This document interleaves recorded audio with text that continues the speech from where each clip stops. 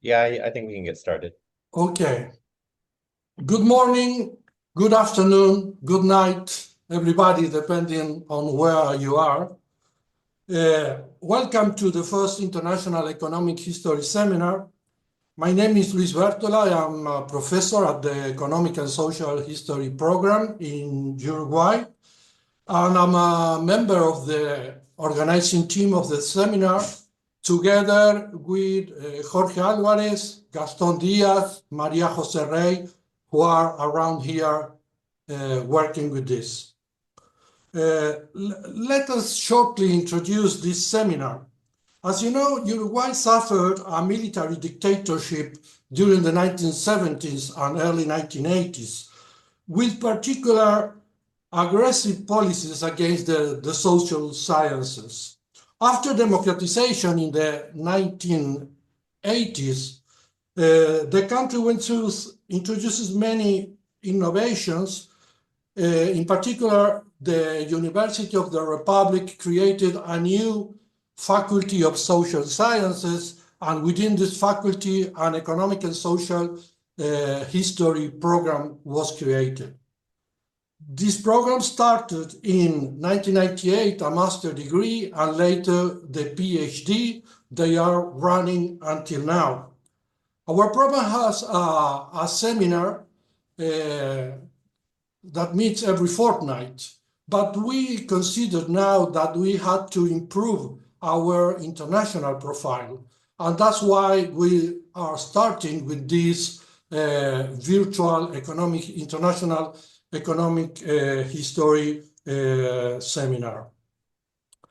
It's very hard to find a better way to start this seminar than with Joel Mokyr and with his joint work together with Avner Greif and Guido Tabellini, Two Paths to Prosperity.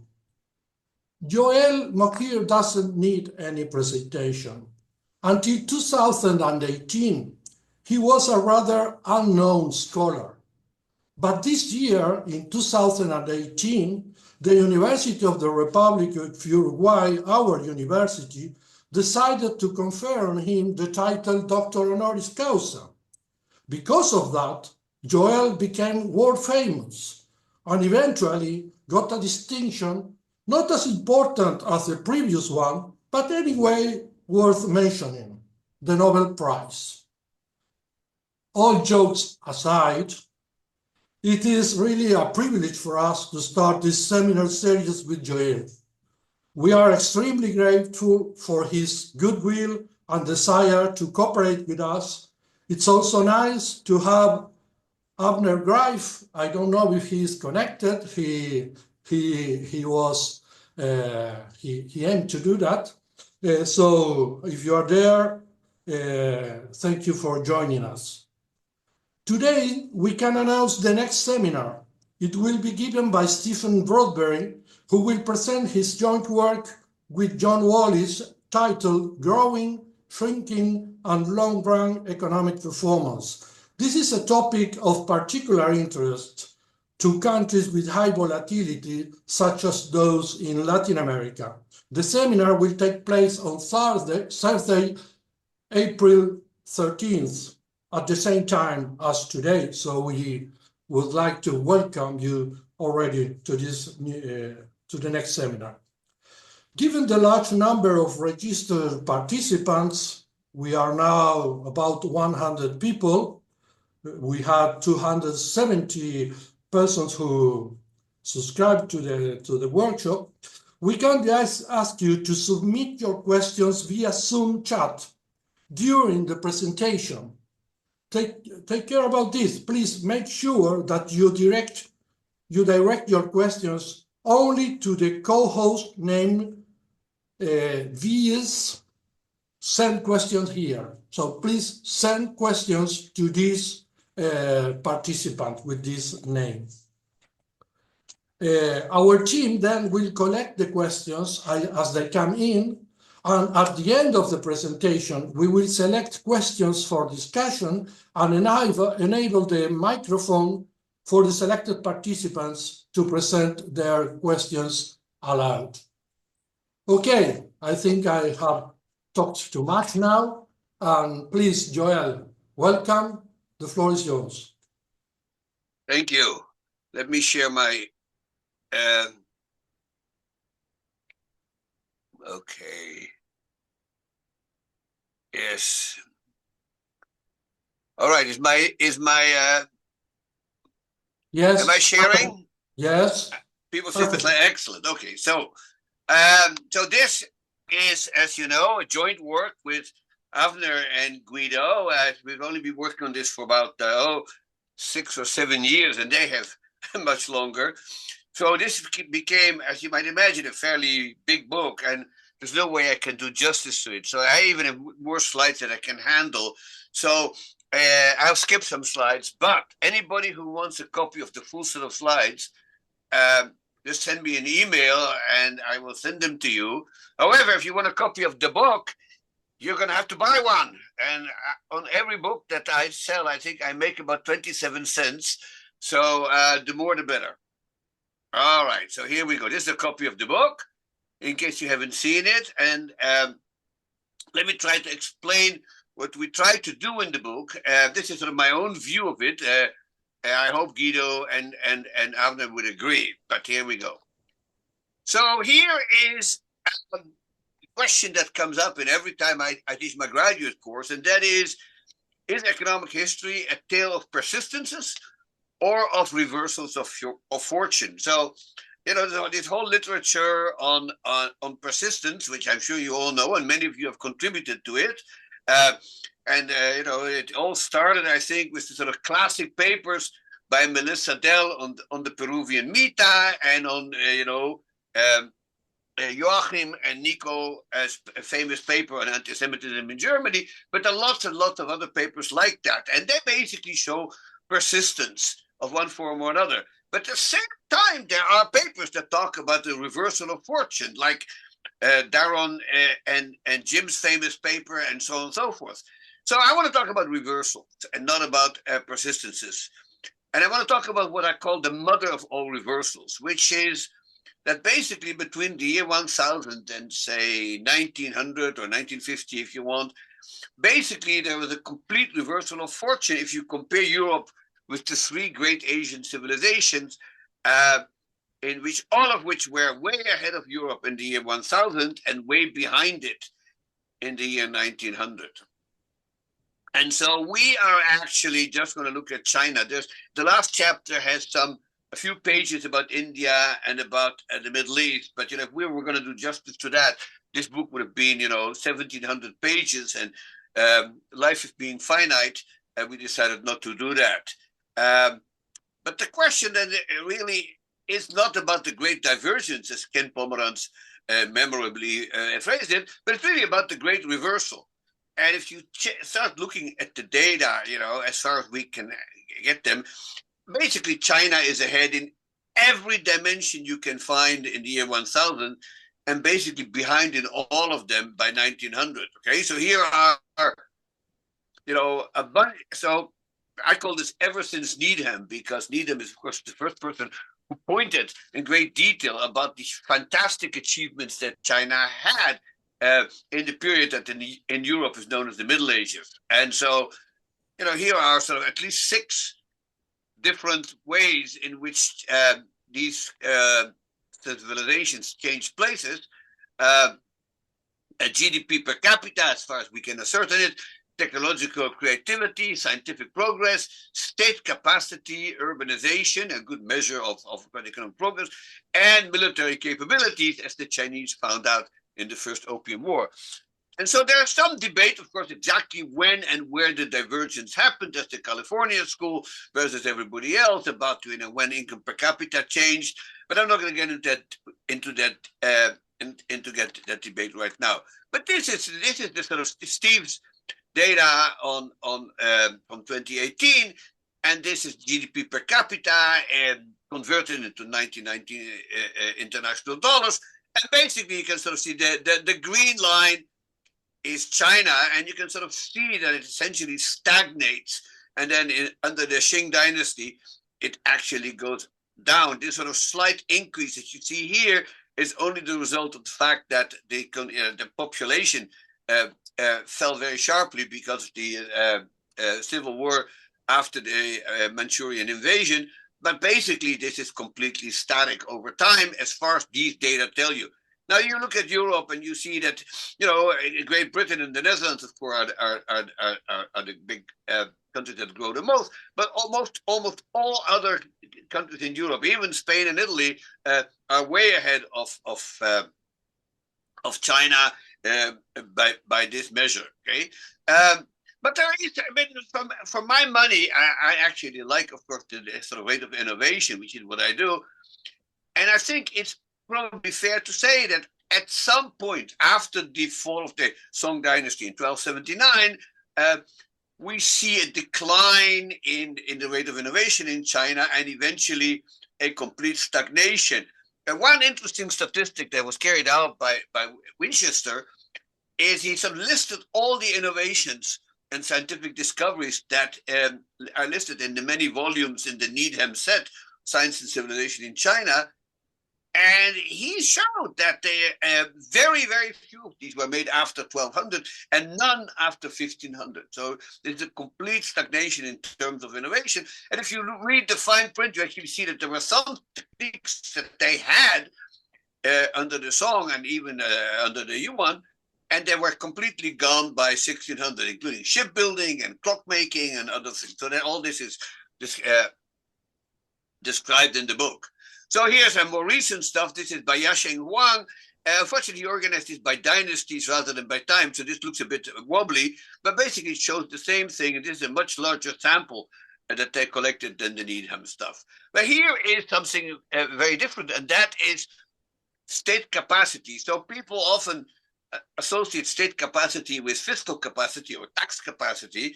I am actually not a big fan of them because I'd like to know what the money was spent on after I know how much was collected. But just as the first order of magnitude, you can sort of see that in 1086, this is China, this is and this is what England and France are collecting, okay? And this is the Muslim world, which you actually see is also way ahead of England and France. And here you leave out early Meiji Japan, which is kind of a funny case. But if you see what's happening here, is England, France, and even the United States, which of course in 1800 barely exists, are way, way ahead in terms of their fiscal collection compared to Qing China, as well as the Middle East, which I won't talk about very much. This is the data on urbanization. They're really tricky for a variety of reasons I'm not going to get into. But even here, you can sort of see that the proportion of people living in large cities or even medium-sized cities are way higher in Europe than in China, whereas in the year 1000 it's exactly the reverse. So I mean, in every dimension we see reversals. And so what does the literature say? Obviously, people have worried about this a great deal. I'm not going to get into all of the possible explanations that have been given. Many of them, I think, are correct, and we pay tribute to them. But we think that the literature has left out a few things. So, for instance, Ken, in his classic book, basically pointed to geography. Other people, too, myself included, sort of argued that the fragmentation of Europe and the unification of China are playing a major role. I don't disagree with that, and I really like this recent paper by Jesus Fernandez Villaverde and co-authors that pointed out how geography really worked. But I'm not going to get into that. So this is maps, and this is about chaps, that is to say culture, politics, and institutions. And again, the literature is huge, starting with Needham himself, of course, the late David Landis, but also many other scholars, such as the great sinologist Derek Body, Bin Wong and Jean-Laurent Rosenthal's book, and on and on and on. And recently, political scientists have entered this. So here are two major books by political scientists, also looking at various institutional and cultural factors that may have played an important role in that. I think nobody really buys into the sort of old argument that Confucianism was inconsistent with economic development, because after all, during the Song dynasty, China was doing very well, and it was still Confucian. But there there are many other factors that played a role here, which I'm not going to get all into it. Okay, so this is the Neo-Confucian argument. This is by Peter Ball, the expert on Confucianism, and so our book belongs in the chaps camp, okay? But it proposes a new approach, and let me tell you what it is, and then you can all start arguing with me, okay? But basically, what we are starting with is what we call social organizations. And social organizations are essentially organizations in which people cooperate in one form or another. They find a way to cooperate. Now, we know that cooperative equilibria don't always happen, depending a great deal on, on how often the game is repeated, what kind of punishments are available, and so on. So the Folk theorem actually says that, you can have a cooperative equilibrium, but there are certain conditions that have to be met. But what this social organization is to produce is local public goods and local club goods. The only difference is that a club you've got to be a member of, whereas with the public goods, basically everybody who lives there benefits from them. But these things are essentially essential to economic and social life, right? You need some way of justice, as to say, conflict resolution. You need to defend yourself against, outside invaders. You need to have coordination on all matters agricultural. You need some kind of mutual insurance. You need to build other forms of infrastructure, hydraulic projects, and most important, perhaps poor relief in some form, education, religious services, on and on. These things have to be supplied by somebody. Now, these are local public goods, and in fact, if you think the past, probably almost all public goods were local, because central governments, particularly in Europe, of course, really don't supply any public goods until much later in the game. So in China, particularly during the Tang, so in China, the state did a lot much more than in Europe, but even there, many social public goods, local public goods had to be produced locally. So how is cooperation achieved? It's not a trivial question, because on this most simple level, we worry that cooperation cannot be achieved if there are enough free riders and if there's all kinds of opportunistic behavior. And the question is, how do we create the conditions in which these things can happen? Now, basically, what we observe is that before the emergence of powerful states in Europe in the early modern period, most local public goods worldwide, with the exception of Europe, were supplied by extended families. Okay, this was true in the Middle East, it was true in India in a different way, and it was true in China as well. So we call these things clans. So people refer to them as tribes, or you can even think of them in sort of small geographical units. But basically, cooperation works because these were repeated games played by fairly small groups of people who interact on many levels. And that's rather important. So we know why these things work. And, there's a theoretical literature, right? For instance, I would point you to Avinash Dixit's book on cooperation in a stateless environment, and so on. But essentially, if the group is small enough, whether it's on the village or the family level, you can identify non-cooperators and punish them. And so community enforcement works, and everybody knows that everybody else knows this as well. So it's common knowledge, and so people by and large cooperate, and the non-cooperators can be punished. And people who don't punish can be punished themselves, and so on and so forth, okay?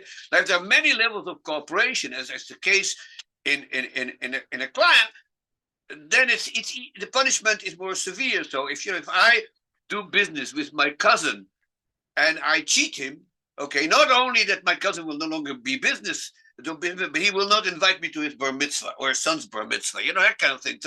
So you can get ostracized socially. And so the main thing about the extended family is that there's no exit option, okay? As we all know, we all have members of some large family, and you can't exit. That's your family, and you're stuck with it. And so what we are arguing is that at some point after 1000, this is not a sudden thing, it is very gradual and different from place to place, but basically there is a great bifurcation in social organization between China and much of Europe. And so in China, much of the cooperation is increasingly carried out by what they call lineages or extended families. At the same time in Europe, extended families were slowly losing their role as the core of units of organization, and instead more and more of Europe, not all of it, but large parts of it, particularly, of course, England and the Low Countries and parts of France and Germany, basically get organized as nuclear families. And that development turns out to have far-reaching implications. So let me first talk a little bit about clans in China. And so, of course, the growth of clans in China is essentially symbiotic, both with the imperial bureaucracy, which China had and Europe basically didn't by the year 1000. But increasingly, I think the imperial bureaucracy essentially outsources much of its work to these local clans. For a variety of reasons, most of which was that the government became increasingly ineffective in collecting taxes and revenues. And so over time, you can see the clans in China become an increasingly important role in supplying education and all these other local public goods that I talked about. Now, it's not even, it happens in the south before it happens in the north of China. And but by 1500 or 1600, I think this process is essentially complete for all of China. The clans are not the only body that provides local public goods, but the imperial administration slowly retreats, and more is done by these local governments and these local extended families. And so you can see cases in which the clans essentially are collecting the taxes for the federal government, that kind of thing. So there's this whole literature, and it started all off with a famous book by Maurice Friedman, who's actually an anthropology, but by now, I think this is essentially part of the conventional wisdom for China. And so the part of our argument is that this institutional change is co-evolves with a cultural change, and that is a cultural change of the rise of Neo-Confucianism. Neo-Confucianism essentially emerges during the Song Dynasty, mostly due to a great philosopher called Zhu Xi. And Zhu Xi is maybe widely regarded to be the most important philosopher that China ever produced this side of Confucius. And so it has got incredible influence. And what this Neo-Confucianism culture does essentially focuses on the family, okay, as Peter Ball puts it, as a kinship-based ritual unit that could serve as a building block for local society. I think that is essentially what happens in China. And so that kind of social organization is then associated with a culture which we call communitarian values. Okay, that's sort of Ben Enke's term. Guido Tabellini, who started talking about this in as early as 2008, he called this general morality, but it's basically the same thing. And what it is, it's the sort of ratio between how you treat people who are related to you and how you treat everybody else. So the way Ben Enke, I think, formulated this very nicely. It's a communitarian is a great friend to have. So that's what you see in China. Whereas a universalist, which we see in Europe, is a great stranger to encounter. And sort of the most detailed exposition of how this all mattered is in Joe Henrich's book of 2020, where sort of the weirdest people, and this is all we rely fairly heavy in this on his thing. So the basic stylist facts for Chinese clan is that they do exist before, but not quite general, and they become much more prevalent with the great migration from north to south during the Song and Yuan times, and eventually they spread everywhere. And then some governors really encourage it, particularly this guy, this is the Hongwu Emperor, the first emperor from the Ming Dynasty, kind of a tough guy, but and this is the way he thought he could control China. And so the historical evolution of these clans is well understood. Most of them started off as prayer associations, but the person they pray to, because this is not a Christian society, they pray to their ancestors. Ancestor worship is a big deal in China, and so they're all praying to a common ancestor, which is members of a clan have in common. And over time, they take more and more responsibilities. Okay, so here you have Zhu Qi's family rituals. There's his book. I'm not going to spend too much time on it, but there you have it. Now let me contrast that with Europe, okay? So in Europe, there is a growing commitment to nuclear, or what there is conjugal families, because the timing which is very hard to establish, because we really don't know very much about the demography of the peasantry and the rest of the working classes in Europe until very late in the Middle Ages. There's just no data.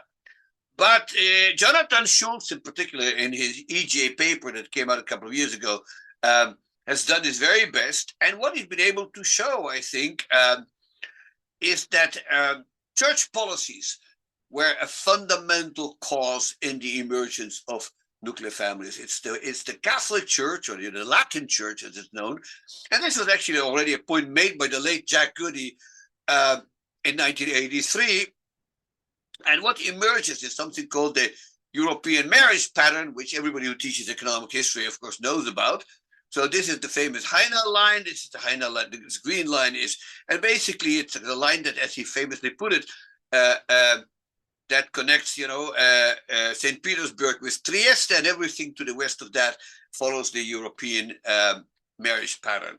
So all of these characteristics of the marriage pattern are listed here. The most important thing is that they all boil down to the emergence of the nuclear family as the fundamental building block of society. So, all these things. Late marriage, of course, was a big thing, but also fairly low rates of marriage or high rates of celibacy. And the thing that Jonathan uses most is, of course, no consanguineous marriages. So no marriage between people who are cousins or second cousins and so on and so forth. So essentially, for our purposes, the most important thing is that this created nuclear families as the fundamental ratio. There's other implications, particularly Jan Luiten van Zanten has talked about the way it treated women, and other people have debated to what extent this sort of obviates a Malthusian approach. I'm not going to get into that. So I'm going to skip this and ask questions of why the EMP emerged. But the thing that I really want to talk about, and that's really central to our book, is this. And that is, if you want, given that every human society needs to provide local public goods and needs to cooperate, what do? The nuclear family is too small to provide these things. It's need to cooperate with others, but without a family connection, cooperation may not be achieved. And so you need a willingness of people not to cheat, and you need willingness of people to cooperate in punishing cheaters, so that every cheater knows that there's a serious punishment if they cheat. That's the kind of, or free ride is what it is really all about. And so what emerges in Europe is what Avner in his two earlier papers, 2005 and 2006, called corporations. The term is not what I would have chosen, because students always confuse it with, big business corporations today. But that's the term that he proposed, and we sort of ended up using it. And what a corporation is, it's sort of voluntary, interest-based, self-governed, and permanent association of people who are not related, or and so because participation is voluntary and there is an exit option, essentially corporations had to cater to their members' interest, at least at some level. They are self-governing in the sense that the members participated in their activities. And the formal and permanent entities in that they could sue and could be sued. And so the fact that they're unrelated, I think, is really sets them apart from clients, but also that they are very different in the sense that there's an exit option, so they have to worry about keeping their members happy. But it's also quite clear that unlike clients, you could be a member of more than one corporation. So you could be, say, a citizen of an autonomous city, which is a corporation, but you could also at the same time be a member of the guild. And these don't in any way exclude each other. Whereas if you're a member of a clan, you can't be a member of another clan, sort of by definition. And so self-governing, of course, is a critical characteristic. And so what is interesting, if you think about it, is that this, nobody planned this, nobody built this. This is sort of a classic emergent property. That is to say, there are single actions at the individual levels between pairs or small groups of people getting together and forming this kind of cooperation. But in the end, the results are very different, far more complex outcomes at the aggregate level that nobody really intended. And so one of those intentions is the emergence of these universalistic cultural values in which people have a much greater degree of trust for strangers and foreigners than they have in a clan kind of system. And so that implies a much greater amount of what Jonathan Schultz called civicness, that is to say, willingness to cooperate and behave well and overcome free rider intentions. That's pro-social behavior. And so the short and long of it is that local action has global consequences. And so what kind of corporations are we looking at? Well, here are some examples, all of which played a very important role. Monasteries, autonomous cities, and urban communes. So all urban communes, I think, are autonomous cities, but not vice versa. Universities, which are founded more or less at this time.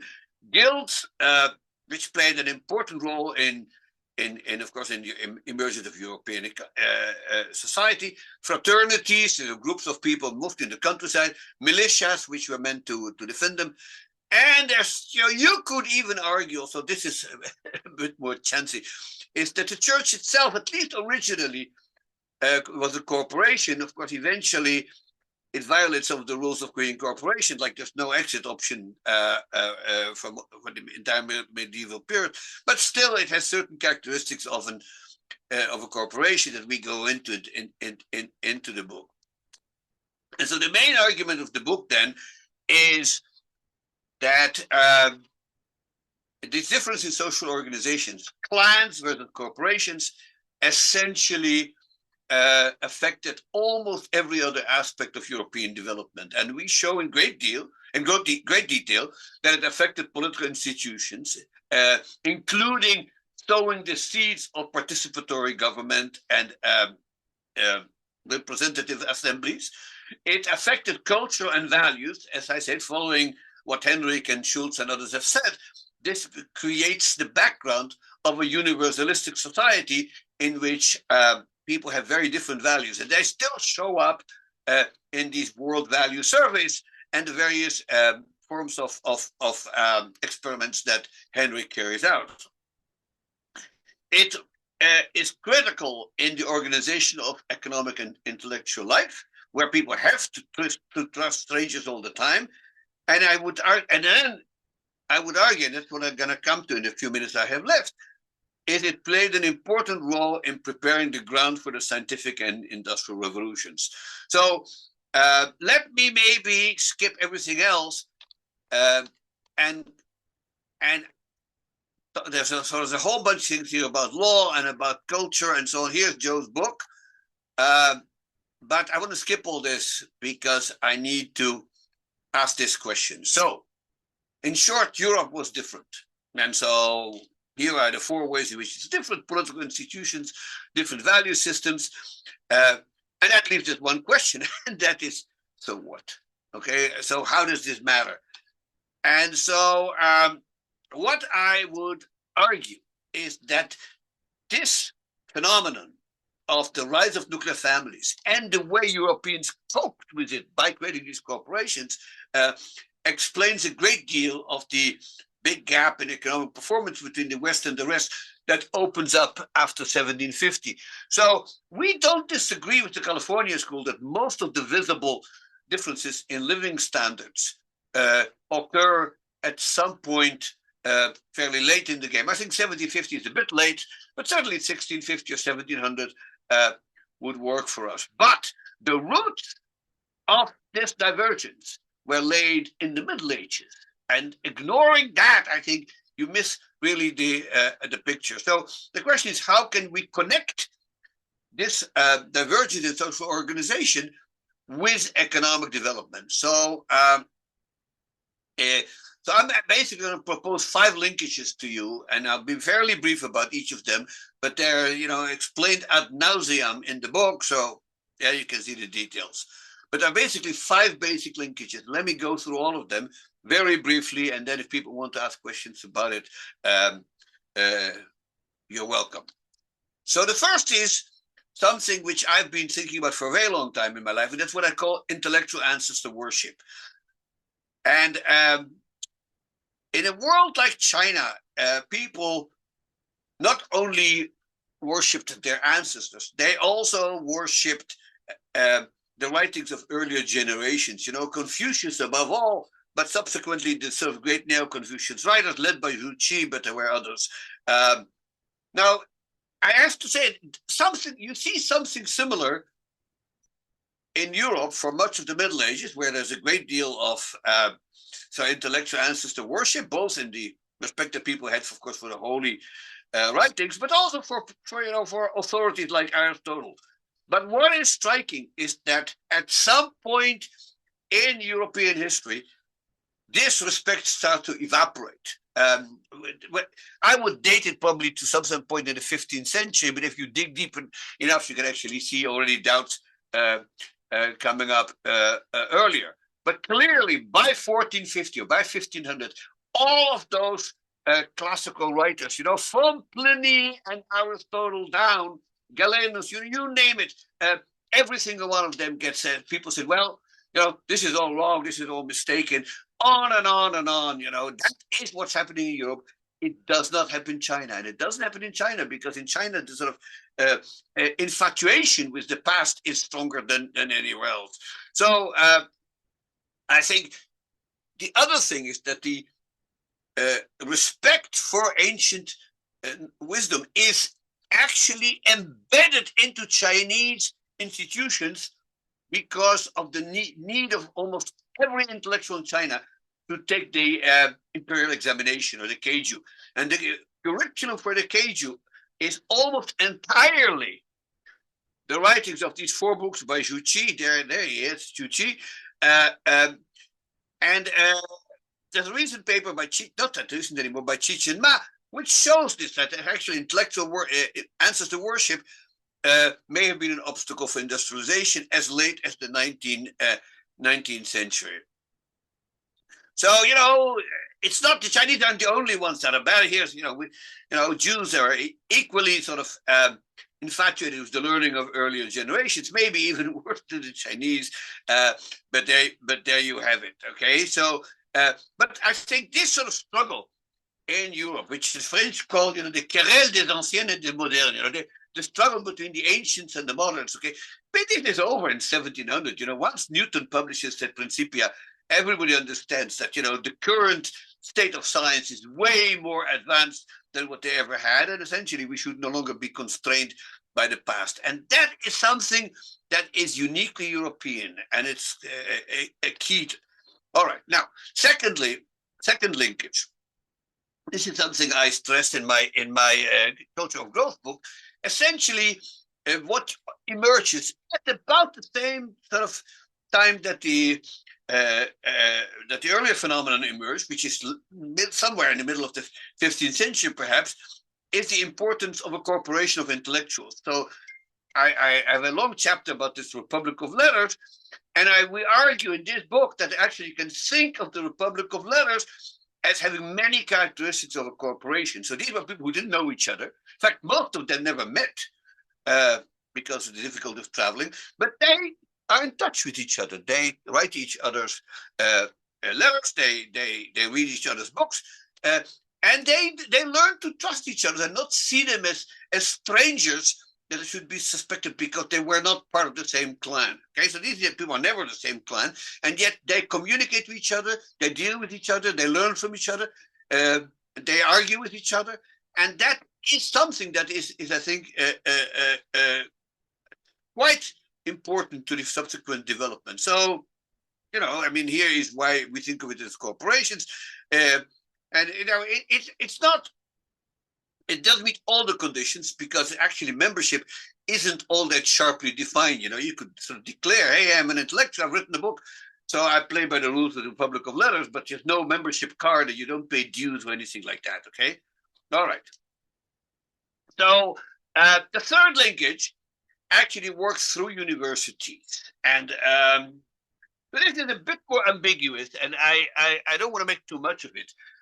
David Lacroix is carrying out this huge project on European universities, and it's to say that the universities were a source of innovation and intellectual progress, unfortunately oversimplifies history a great deal. Many universities were extremely conservative and pushed back on new ideas, but the main thing that counts here is that even though universities were corporations, and so they were competing with each other, and so there are always a few universities, not that many, but a few universities that are progressive. So it switches around over time. For many years, of course, Padua was the most progressive and famous university in Europe, in part because they were under the protection of the Venetian Republic, which kept the sort of Inquisition out.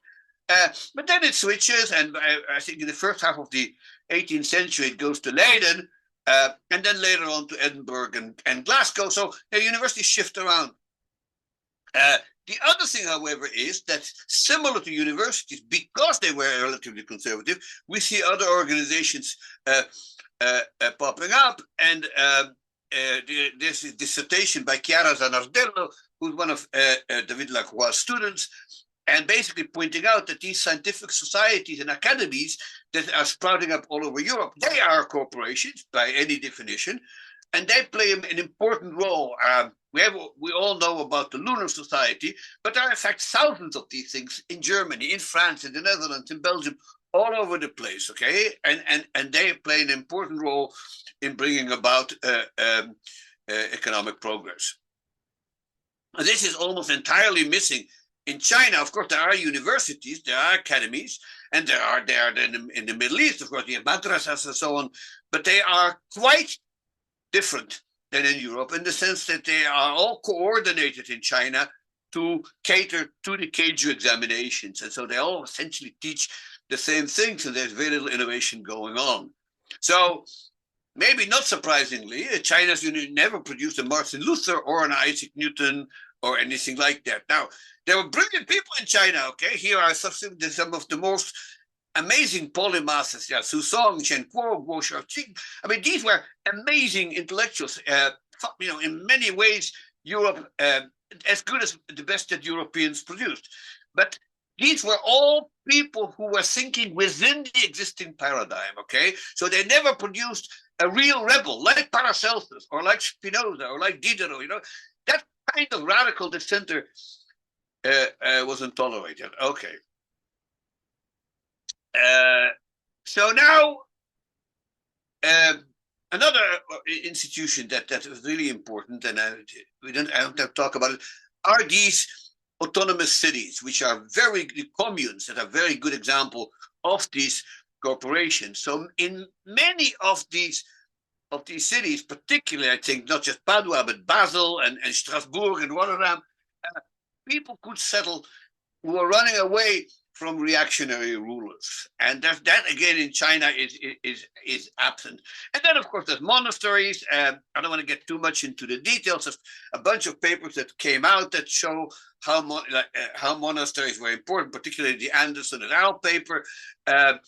But basically, monasteries for a long time produced extremely successful intellectuals, not just in the Middle Ages when the monks were maybe the only people who were intellectuals, but even after that, you know, you look at the Jesuits movement and you look at people like Kircher, or you look at Marin Marsan, who was a friar. I mean, monasteries did produce a fair amount of intellectuals, and that we should not. Well, there's the fourth linkage then, and that is, of course, that producing some kind of what I call a civil economy, okay? The economy in which people, by and large, the default option is to cooperate and people trust each other. So, Blackstone famously referred to Britain as the polite and commercial people, and I think that is sort of an earlier reflection of what they call the sort of generalized morality or universalism that made transactions between unrelated people possible, not just in the product market, but in the labor market, capital markets, and so on and so forth. And above all, and that's what's going to be a major part of the book, in the market for human capital. That is to say, apprenticeship. And that's actually the subject of my next book. So just fasten your seatbelts. And so there's all these networks, clubs, friendly societies. This is Peter Clark's book about it, which I just love, and you know, on and on. So that, I think, it was really important, and that's of course what leads me to the final point, and that is skills. And so precisely because the market for apprenticeship is so critical in producing a high level of skills, these corporations matter. And what matters more is the relationship between people who are not related to each other. So what is striking about Europe, and we showed this in some detail in the paper we published in the QJE a few years ago, Matthias Dubke, David Lacroix, and myself, pointing out that one of the striking things about Europe is that only a small proportion of apprentices actually were apprenticed by their relatives. So there it does happen, both their fathers and uncles and so on, but it becomes a minority thing. I think Martin Prack and others have shown this. And so that means the market for apprenticeship becomes much more sophisticated. That would not have been possible in a world of clans, where people are sort of, the default option is people get trained by people in their clan, because those are the only people you can trust. You can trust not to cheat you, not to beat you up, mistreat our apprentices as masters were often likely to do. And what that does, and then I'm almost reaching at the end of it because it's getting late, but this is critical for the emergence of what we call upper tail human capital, okay? And not necessarily just the scientists and the philosophers and the mathematicians, but the highly skilled artisans and engineers who played a critical role in the ideas of the inventors. So Cormac, Morgan Kelly, and myself have published a couple of papers about this, one in the Annals of Economics and one in JP, but that book is still being written as we speak. But I would argue that without the preparatory events that happened in the early Middle Ages by dethroning the extended family and the tribe as the central unit of social organization, and instead creating a world of nuclear families organized with people that they didn't know, but with whom they shared a common objective and a common purpose, that turns out to be critical. And if you needed if you wanted this whole 400-page book while standing on one leg, as old Hillel put it, maybe that is the fundamental story. And so, we worry a little bit about where Europeans were more skilled than other civilizations, and at some point they were not, but over time they clearly become so, and it goes on and on and on. So I can say, but anyway. But here is the sort of final sort of thinking about this. So to repeat, the great divergence in GDP and living standards, as the California people have argued, I think Ken and Jack Goldstone and others, that may have been a fairly late phenomenon. I'm not that as committed to GDP per capita measures as a measure of economic success as other people are. I'm for all the obvious reasons. But even if the final outcomes only start showing up lately, the roots go back to the divergence in the Middle Ages. And so in that case, I would put it this way. The Industrial Revolution was not a cause of the Great Divergence, but an unintended, unanticipated consequence of very different but earlier historical forces. And so it is not perhaps the start of the Great Divergence, but its culmination. Thank you.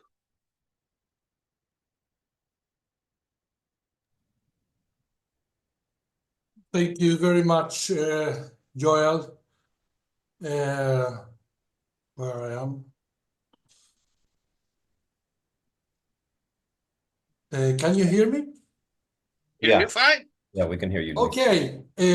We didn't receive any questions yet. Maybe we were not clear enough about the procedure. So we ask you to raise your hands if you have any question. And in the meanwhile, I was asked to put some question to start the discussion. Luis, can I interrupt you for a second? Yeah. If you have questions, you can send them directly to one of the hosts. If you go into the chat, one of the hosts, the one titled VIEHS, send questions here. Just send your questions there. Jorge will take care of them, and then we'll select the most salient questions. And then we'll ask you to, when it's your turn, we'll ask you to turn on your mic and ask your question live. But since we don't have any questions yet, I think we can start with Luis has a question. Okay. Thank you very much, Joel. This is an impressive work. I know very little about the topics you are discussing, so my first question is very general and very abstract. I always found Avner Greif's approach to institutional systems. Do you listen to me? Every word. Okay. I'm here. So I always found Avner Greif's approach to institutional systems very fruitful, because you avoid the idea that institutions are fundamental, but then we don't know where they come from. And his approach is more flexible, more interaction between organizations, institutions, culture, and so on. So I wonder, which is your general reflection about this approach? I see it underlying the book to some extent, but maybe we can understand it as a new idea that what really matters are not institutions, but organizations. So my question is, if you have a general thought about that.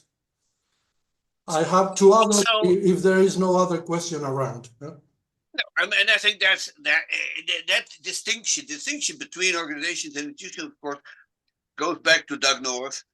And I consider I've spent much of my adult life trying to find my way between the differences that between Avner's critique of North, which is and the rather convenient way in which Doug distinguished between the two. You're absolutely right. What this book is more about organizations than it is about institutions. But institutions play a role because by Doug's definition, institutions are essentially the rules of the game that create the incentives for economic behavior, both what you can do, and which is rewarded, and what you cannot do, which is punished. And so you could think of it perhaps as something along the following line. We think of the nuclear family as an organization, but the rules that underlie it, okay, that is to say, monogamy and, no divorce and all the neo-locality, all these things, these are institutions by Doug North's definition. And what Avner always worried about, and this is something that I think we resolve in this book, is, well, anybody can make rules, but what makes people actually obey them? And the answer is that in a cooperative equilibrium, what you need to have is not only the rules, but rules about punishing people who violate the rules. And if everybody knows that, people will actually, on the whole, obey. But that if there's enough people that are not obeying them, then the system can unravel and you need something else. And so one of the interesting things is that most of these sort of small these cooperative equilibria can only take place at a fairly small scale. They're like Avner, say, Maghrebi traders, for instance, okay? So that was a fairly small group of people who could communicate with each other, they knew each other, and so on and so forth. As soon as the scale of markets and other forms of economic interaction starts growing, that's not good enough. And so what you actually need in those cases is increasingly third-party enforcement. And it's not surprising that if you compare Britain in 1750 with Britain in 1850, because markets have become much more extensive and nationwide, what you get is much more third-party enforcement. So all of a sudden people have police forces, the court system grows, blah, blah, blah, that kind of thing. But by and large, okay, for my money, okay, the important thing is the distinction between institutions and culture. And culture, and there I think the distinction is very important, because culture is a choice variable. You can actually choose what to believe, and if you may be born a Jew and then convert to Catholicism, you've chosen a different item on the menu. Institutions are parametrically given to each individual. Okay, so they are the rules that society sets about behavior, who gets rewarded, who gets punished. Now, the relationship between the two is critical, of course. And what our argument is in this book is that even though culture and institutions are separate, they co-evolve, they affect each other in all kind of complicated ways. And, we deal with that a little bit, but you can go back to, I say, the late Alberto Alessina's paper, Journal of Economic Literature paper with Paolo Giuliano called Institutions and Culture, or Culture and Institutions, I forget which one, in 2015. And essentially they worry about that a great deal, and other people, Sheila Ogilvy in her long review essay worried about this. People worry about this kind of connection, but it's clear that, the identification police would go crazy asking, whether institutions cause culture, which sometimes happens, or whether culture causes institutions. And I doubt that anybody will be able to do some kind of instrumental variable analysis to actually establish that kind of causation. It's hard enough to find causation between democracy and growth, as Acemoglu et al. Did a few years ago. These things are hugely complicated, but we do our best to separate between these concepts and keep them apart so that they shed some light on that. And I think separating between a world of corporations that are, organizations, as you put it, and that's absolutely correct. But the institutions are the rules by which they operate. And it's these institutions that actually condition people's economic behavior, just as Doug argued, and basically every economist would agree, that incentives are central to the way economies operate. I guess that's the best I can do. I hope that helps. Thank you. Thank you, Joel. We have a question from Antonino. Antonino, I'm gonna see if I can unmute your mic. Sylvia Stern is also willing to put a question. I see. Sylvia, okay. Can you hear me? Yeah, Antonino. Okay.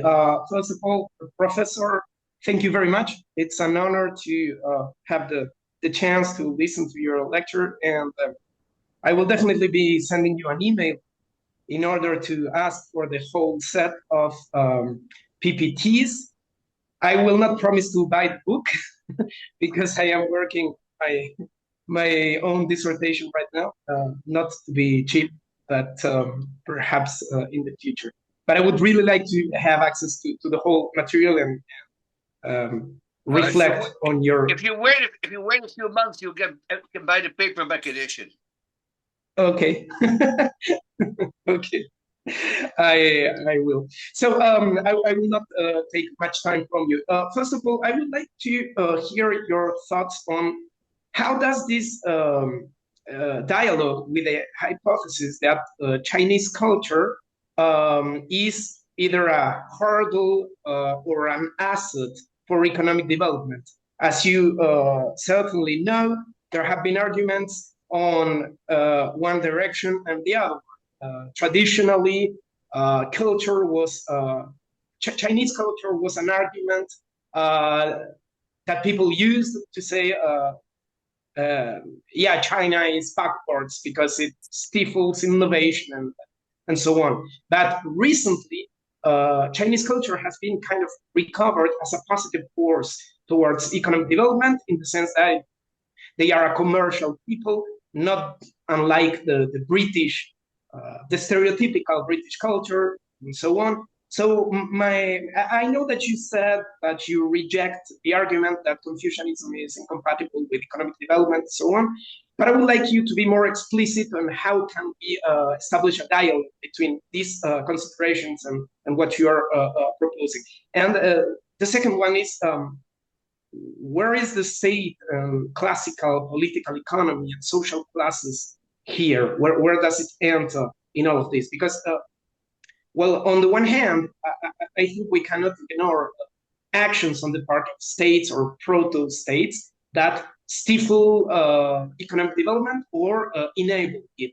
And on the other hand, thinking a bit more in micro terms, when we say that these intellectual dissidents are not tolerated in one scenario and in the other one they are tolerated, I see a political economy argument.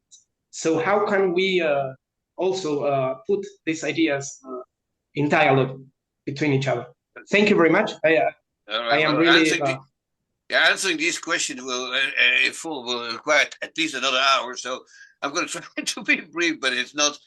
but you're right about China, and we never argue anywhere in the book that China was backward or that they failed or anything like that. I mean, that's the kind of stuff that's no longer acceptable, not just in history department, but I think even in econ department. I mean, what China wanted, and when I say China, I really mean the people in power, you know, that is to say the imperial court and the people part of the administration, is they were interested in stability. They were interested in peace, internal peace. What happens in Europe, and this is a big theme in my work, not just in this book, but other books as well. What happens in Europe is at some point what arises is a growing belief in progress. And progress means, among many other things, it means the use of science and technology in the furthering of economic welfare. That is essentially a European feature. It doesn't make Europeans any better, it just makes them different in some way. People have looked long and hard, including Needham himself, for a concept of it, and it's basically not there. I mean, not until the last decades of the 19th century is there anybody in China that really believes in the kind of things that we see emerging in Europe, in early modern Europe, and then, of course, in great force during the period of the Enlightenment. It's absent in China. It's absent almost anywhere. It's a typical European kind of thing. Now, eventually, the rest of the world looks at the way Europeans are doing, and they realize that if they don't jump on this bandwagon and don't enact a major cultural and institutional change, that they will be occupied by Europeans. I mean, that is what fueled the Meiji Revolution in Japan. In China, it takes longer. It's bigger and it's, you know, more diverse and all kinds of other reasons. But it takes, you know, in the end, in 1912, they kick out the emperor. They abolished the examinations a few years before that. And so they go through all kind of mess, you know. I mean, we all know the story, you know. We are a Republican China, and then the war with Japan, and then Mao. But eventually, I think China is now trying to make full circle in adopting certain parts of European culture without adopting the rest of it. So they're not really interested in many of the political ideals of the Enlightenment, such as, you know, freedom of speech and, you know, constraints on the executive and all kind of other European mishigas. But what they really are buying into, and so did the Japanese, is the notion that economic welfare and, I add immediately, political power are strongly dependent on adopting the European idea of harnessing useful knowledge, that's to say, science and technology, to production. And that's been basically something that everybody else has adopted. And so what this will mean is that China is has caught up. I want to say will catch up, but it's too late for that. I mean, you're looking at today, you're looking at, you know, who's publishing in the top journals in science and in technology and in every field you can think. And my God, I mean, it's Chinese scholars all over the place. Clearly, Chinese civilization is not inconsistent with progress and with economic development. It's just that for a very long time, centuries, I should say, maybe starting in 1368 with the Ming Dynasty, but certainly in 1644 with the Qing, that these institutions suppressed this inherent tendency that Chinese have toward, these capabilities. And only now, the last, I would say, I don't know what, 30, 40 years, do we think that's emerging in China since 78 maybe. So that's now almost 50 years.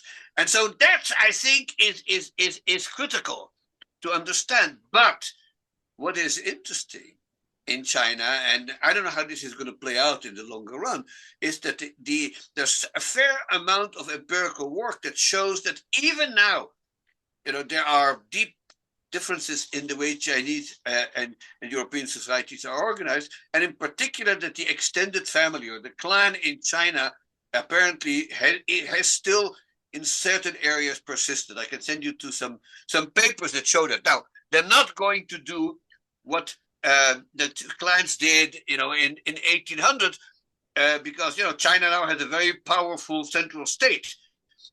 I mean, the Chinese bureaucracy, as it exists now, you know, is vastly more powerful than the bureaucracies of the Mandarins under the Qing dynasty. And so clearly it's not going to be the same.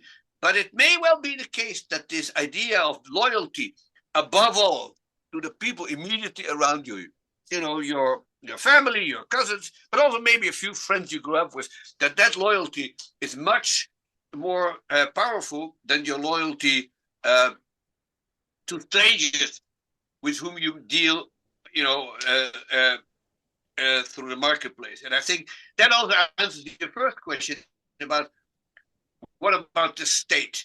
And so one of the things that our book documents at some extent is that China had a powerful state in the year 1000. In fact, David Stasovich has estimated that they at least may have been taken about 10% of GDP at that time, far better than in Europe. And that over time, you see the Chinese state sort of declining in its state capacity, whereas in Europe, that is rising. And that trend was reversed radically, of course, with the rise of the Communist Party in 1949, and all of a sudden now China has a very powerful, almost quasi-totalitarian state, which manages to combine, somewhat implausibly, I would say, sort of a mixed market system with an extremely authoritarian state. Whether that is an equilibrium that will function in the long run, or whether one of these things will eventually have to give in, remains to be seen. And I would probably estimate that your chances of seeing the outcome are considerably better than mine, because this is going to take a few decades. But, I think history will resolve that. Thank you. Thank you, Joel. I think we have a question from Sylvia. I'm going to ask you to unmute your mic. Unmuted. Now, I am, first of all, very, very grateful. I'm impressed by your analysis on the peer control, which very much is congruent with Avner Greif's commitment devices. That is the peer control extended by extended families, the ancestral ties, and so on, which also serves as a risk reduction device. So I understand, because it is very similar to the Russian pre-revolutionary structures, the extended family, and so on. And this is also a harbinger of let me say, compliance and obedience. And it is a harbinger of a transaction cost uncertainty reduction, but it also is a regressive, backwardness orientated structure, and so on. Then you juxtapose to the European institutions, nuclear families, and so on. I thank you cordially. I have a question, and this is, I'm curious about the catalysts of change. What are the catalysts? And what also is, how could those structures popping up in China, in the steppe economies of Russia, relatively Europe, how could they be explained? Is it topography, population changes, to put Douglas North, and so on, the catalyst of transition? And the nuclear family, is this a cause of this, is an effect of changed risk handling, uncertainty, transaction costs, risk handling institutions?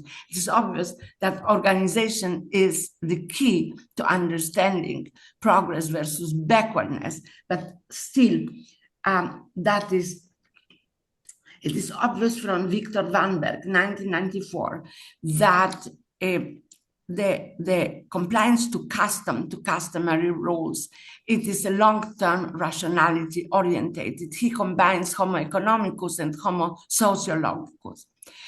Why are we rule compliant, and so on and so forth?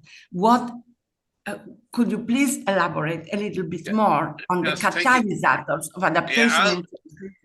Well, that's actually a really neat question. I mean, because I described two different structures, but Sylvia is asking, I think correctly, if there's anything that I could point to as a catalyst. And here is what I think a good way of thinking about it. And that is, there's something really deep happening in Europe at changes around in the late 15th and 16th century. And that is that Europeans start, and I mentioned this before, they start a new way of thinking about how knowledge accumulates. And the reason for them, I think one of the catalysts for that is, in fact, the great voyages. It's not the only thing, but it's an important thing. So classical, geography and classical writings all basically describe the world that Europeans discovered wasn't at all like the world that they were finding, okay? So, for instance, Aristotle tells you that you can't really sail to the southern hemisphere because it's so hot around the equator that ships would burn. Well, Bartolomeo Diaz, sailed to the Cape of Good Hope in 1480, comes back alive, didn't burn, and so here he is wrong, okay? So the voyages was one thing. The other thing is the emergence of new tools, and these tools are both mathematical and physical. But essentially, what people start discovering is that the world isn't the way it was described. So Francis Copernicus, of course, above all, shows that the sort of a geocentric view that Ptolemy and others had made into the gospel is simply wrong, but there's other things over and over and over again that people start to discover about medicine, about astronomy, about this, about that. And so all of a sudden, Europeans start to realize that they know more than the ancients. And once you have that, I think you start believing in progress. And now, if you think that your ancestors were divine, then that may be considered to be heresy. And in fact, a lot of these new ideas in Europe were considered to be heretical. And so, Copernicus was really scared, who publishes the Revolutionibus and only published it a year before his death. And even then, his publisher said, well, he doesn't really mean it. Of course, he did mean it, but they were afraid of the Inquisition. The same is true, for many other writers who wrote things that were considered to be heretical. You think about, say, biblical studies, for instance, which Spinoza was a really important figure. And well, that stuff is heretical. If you say the Bible was written by people and not by God, that's heretical. And yet, the special structure of Europe makes it very difficult for reactionary forces to suppress this heretical thinking. And eventually, essentially, they figured if we can't beat them, we'll join them. And then you see authorities slowly committing to the idea of progress, to the point where you get the French Revolution and the American Revolution, and progress is all over the map. But I think the catalyst, as you put it very well, actually comes around when the Europeans discover all kinds of things about the world that they couldn't explain by these old views. So, some of it is just instruments, So once you have a telescope, and nobody's really thought this was going to do, once you have a telescope, the universe is going to look very differently.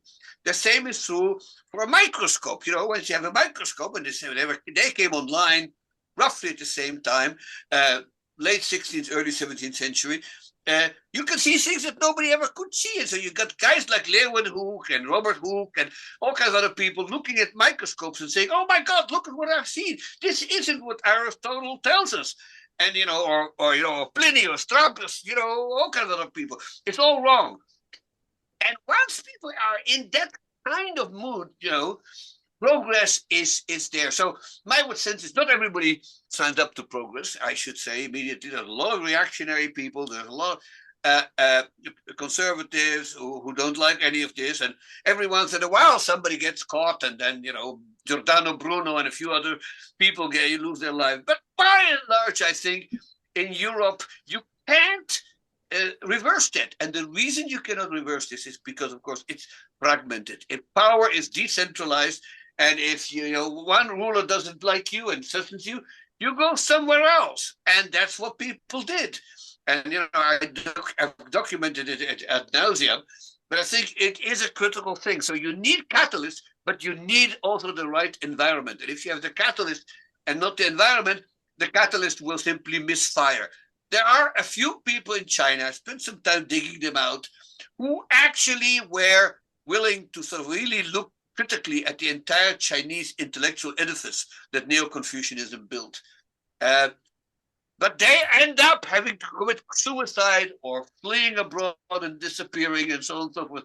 The movement never takes off. Whereas in Europe, without any question, despite its many enemies, we see, certainly in the 17th and 18th century, the European Enlightenment really changing the way people think. And what this book argues is, in fact, that is in large part the result of the different ways in which social organizations are structured. And, I can give you lots of examples, but one of the nicest examples I know is that, when Galileo gets into trouble with the Inquisition, they put his books on the Index.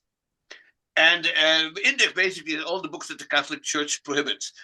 And so how does he publish? Well, he sends his manuscripts, and they're published. I think one of them is published in Strasbourg, and the other is published in Zurich. Or Geneva, I forget which one. No, sorry, Basel. That's what it was, Basel. In Basel. And so Basel and Strasbourg, places like that. What are these? These are autonomous cities, self-ruling cities, very much good examples of what we mean by corporations. And that, I think, is the kind of thing that explained the Great Diversion. Anyway, thank you, Sylvia. Good seeing you. Thank you, Sylvia. Thank you, Joel. I think we have time for one more question. We have from Yibin Liu a question. I think I'm going to ask you to unmute your mic. Hello, can you hear me? Yes. Yeah. Thank you, Professor, for the lecture. So you talk about Chinese clans, and because I'm from China, so I'm quite familiar with that, but I'm not so familiar with church. So I wonder if you can elaborate more on the differences between Chinese clans and church, and if this difference has a role in leading to the Great Divergence. Thank you.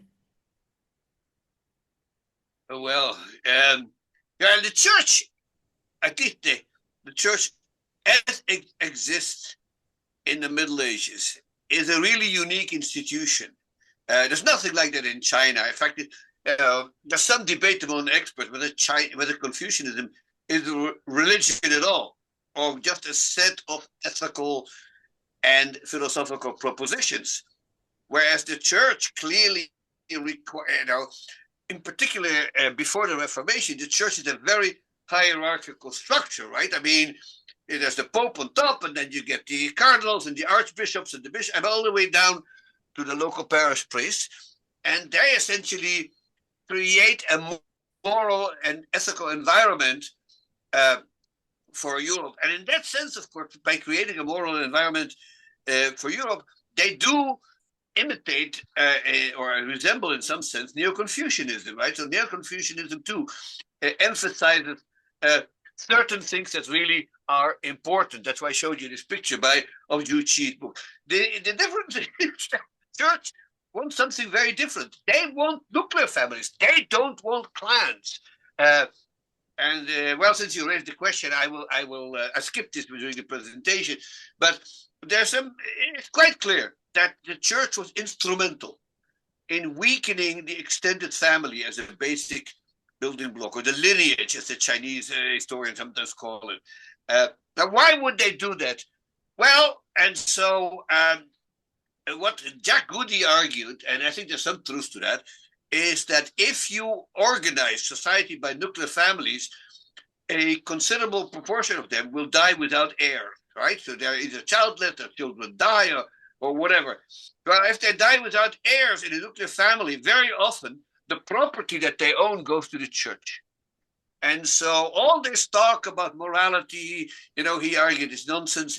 It's naked greed.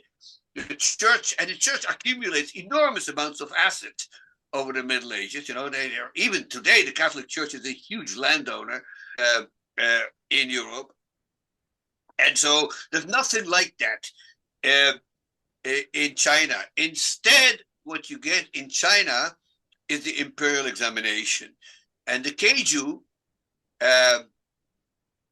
is regarded by many people as one of the ways in which culture is institutionalized in China. You want to become a member of the Chinese administration, you have to pass the exam. Well, very small percentage of people do, but those who pass the exam, all of a sudden, they are the most prestigious people. Every Chinese mother wanted her son to pass the examination, right? That was the great achievement. Not just the immediate family, the entire clan would gain in prestige and very often in material benefits if one of its son actually passed at even the first stage of the examination.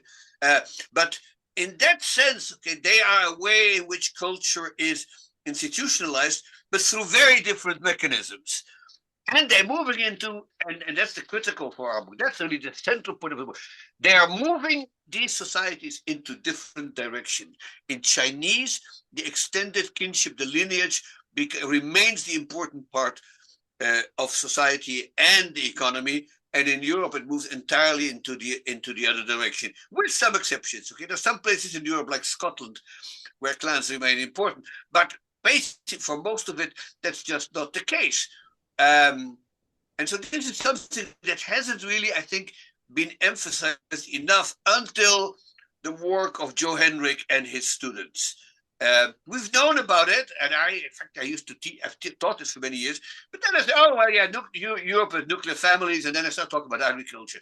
But in fact, what I realized as I was working on this book is that a world of nuclear families needs something more, because they need to produce these local public goods. Somebody has to provide education. Somebody has to provide poor relief and mutual insurance. Somebody has, depending a bit where you are, but a lot of these projects are hydraulic. You need to build levees to keep the seawater out. You need to have drainage. You need to have, in some places, you need irrigation work. I mean, a lot of it has to do with water and with other sort of cooperative problems in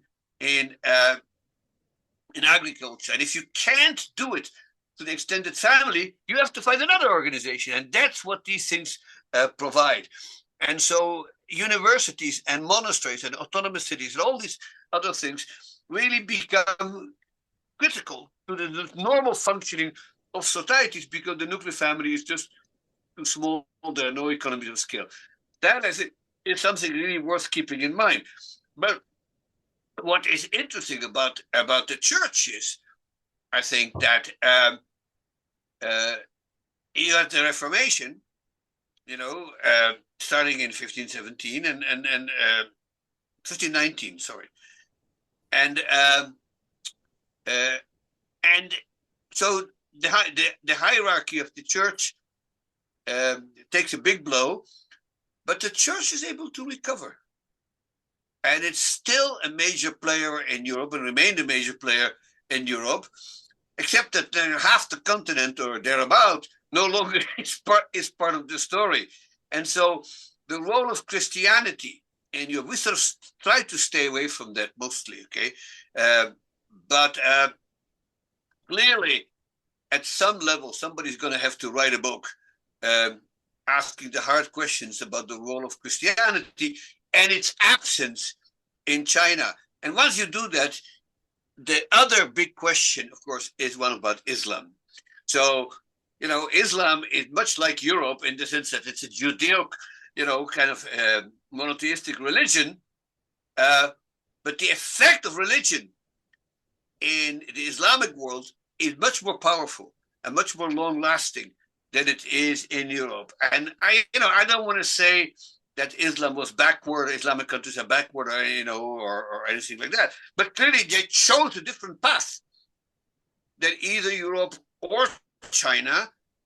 And unlike China, they haven't really been able to carry out this kind of reversal in which all of a sudden say, hey, we're going to be like Europe. There is still the amount of contributions to science and technology produced by Islamic nations is a fraction, a tiny fraction of their demographic size. And figuring out why that is so is something that I gladly leave to the next generation. Okay. Thank you very much, Joel. It was a wonderful seminar. We couldn't stop. My pleasure, my friend. My pleasure, Mr. President. So thank you, all of you, for joining us. And I hope we will see you again on about 2 months when we will receive Stephen Broadberry to discuss growing, shrinking, and development. Thank you very much. Have a good time.